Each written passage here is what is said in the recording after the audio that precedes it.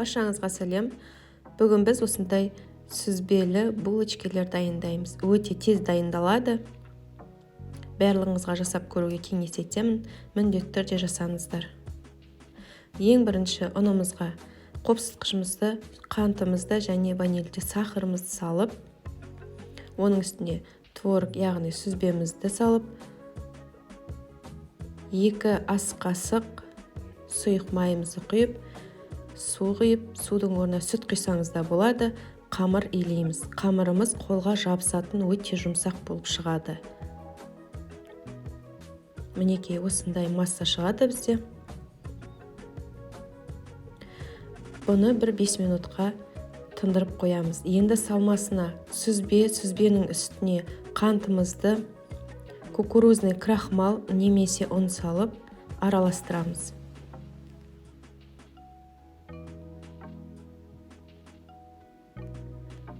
Дайын болған массаны қамырымызды жайып, осылай ұнның көмегімен жаямыз, өйткені қамырымыз өте жұмсақ.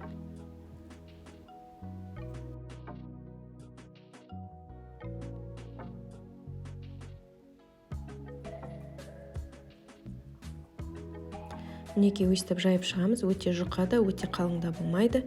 Жан жағын алып тастаймыз, тегістейміз. Дәл осы видеода көрсеткенде етіп кесіп шығамыз. Ортасына творогтан салмамыз салып, бүктейміз.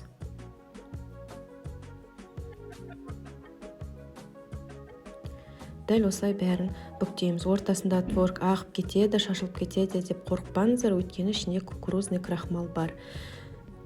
180 градуста жарты сағат немесе 40 минутқа пісіріп аламыз.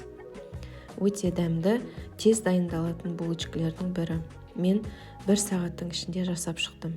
Барлығыңызда жасап көруіңізге кеңес етемін. Сіздермен болған Ақмарал, астарыңыз дәмді болсын.